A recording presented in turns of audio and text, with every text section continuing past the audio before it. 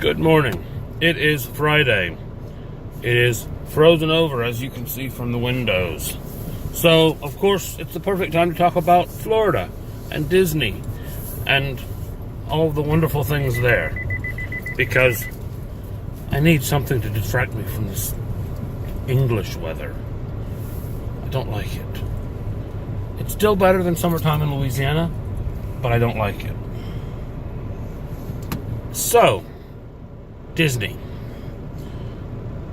I'm a member of a number of groups on Facebook that talk about Disney, that ask questions, that try to help people understand what they're getting into before they go.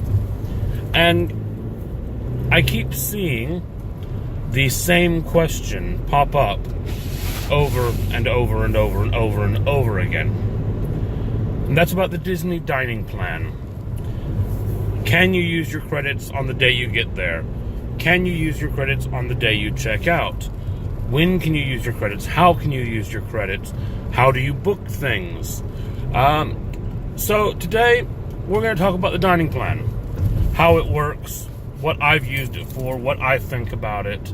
Now I'm going to say right off the bat, and a lot of people that will talk about the dining plan do mention this, but they may not put it right at the front and make it very clear. The dining plan does not usually save you money. It certainly can save you money, but it doesn't usually. Why is that? Well, because in order for it to really save you money, you have to make a habit of going into each restaurant you go into and picking one of the more expensive items on the menu. If you're going to go into a restaurant and pick their most expensive signature dish every time, the plan will save you money. But if you're just going to go in there and pick what you think looks nice, odds are it may not. And that's simply because of the average price point per day versus the average price point of a lot of meals in Disney. What the dining plan is there for is convenience. You have prepaid a set amount for your meals, and you know those are taken care of. That way you don't get to the parks, spend all of your spending money on day 3 because you've seen these amazing things that you just had to have, and then realize you're there for another week and a half with no money to pay for your meals. I've heard of someone doing it. So, the dining plan is a way of prepaying your food. Bear in mind, though, it doesn't pay for everything. Or, it doesn't necessarily pay for everything. There are ways to make that work as well.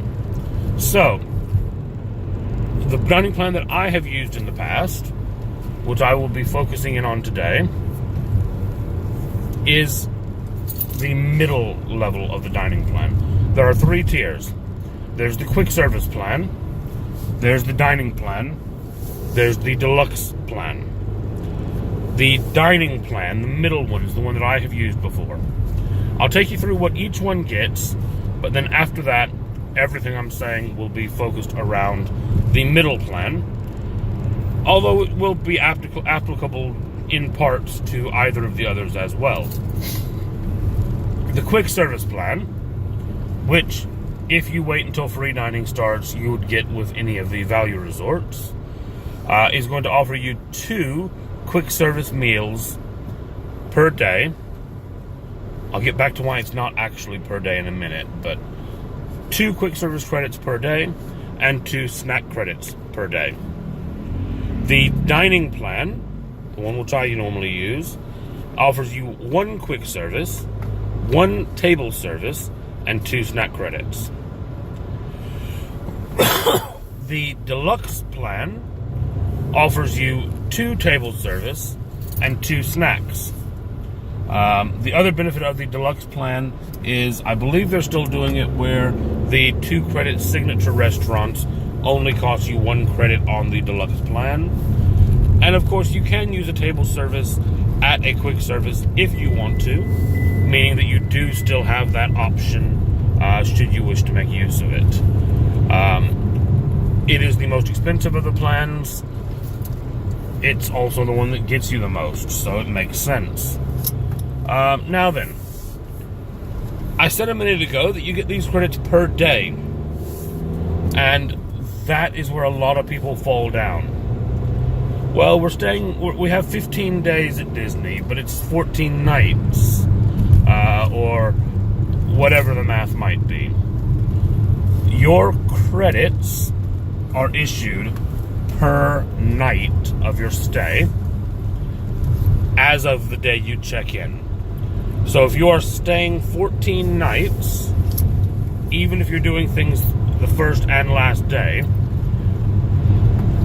you get 14 days of credits. Okay? 14 nights, 14 sets of credits. So if you're on the dining plan, that means that you would get 14 quick service, 14 table service, and 28 snack credits.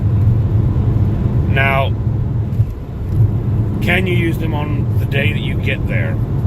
Yes, as soon as you checked in, they're on your band. Can you use them on the day that you're leaving? Yes, you can.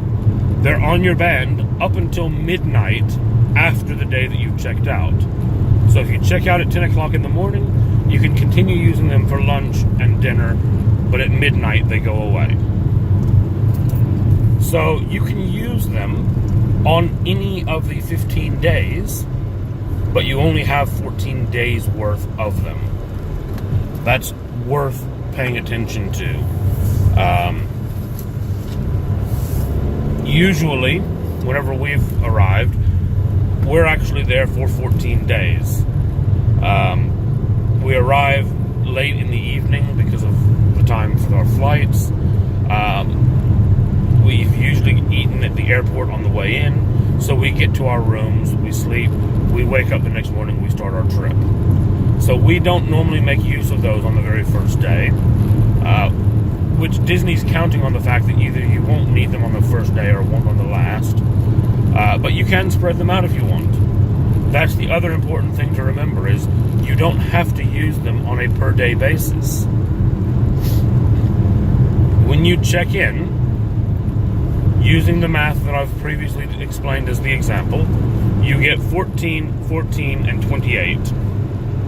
Now, if you for some reason decided that you wanted to have 4 table service meals on day 1, you can use 4 table service credits. If you wanted to go to a couple different signature meals, you could use up 8 or 9 of those table service credits. You can spend them at whatever point in the holiday you want to spend them. But you've got 14 of them. Well, 14, 14, and 28. So when you run out, you're back to buying your own food.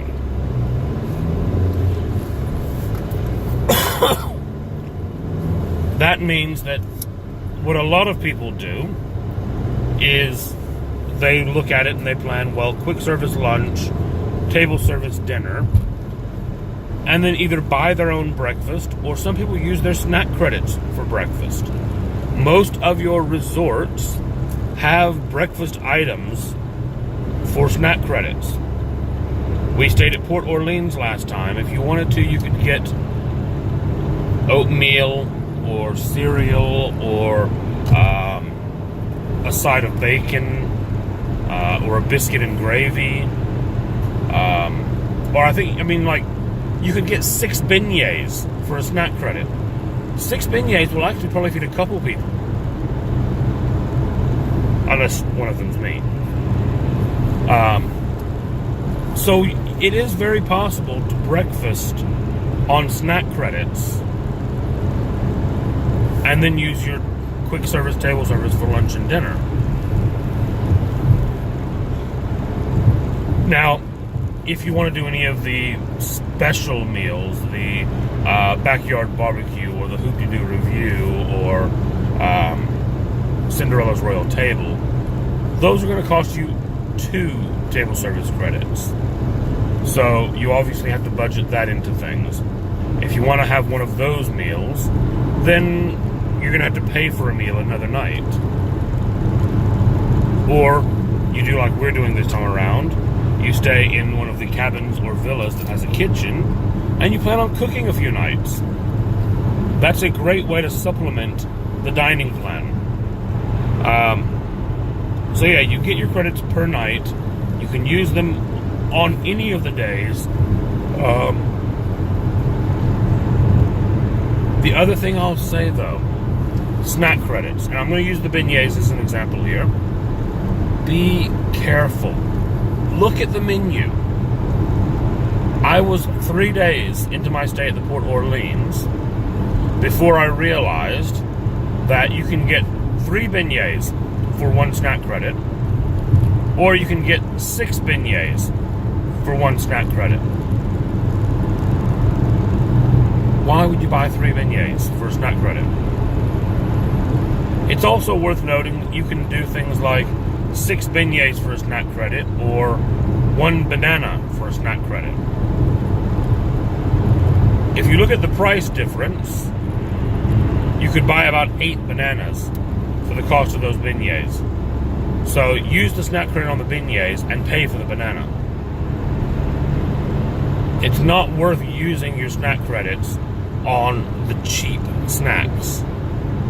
It's just not. You might as well pay for those. Save your credits for more expensive things. The same goes for meals. If you're going somewhere for a quick service meal and you look at the prices and the price for what you're wanting is quite low,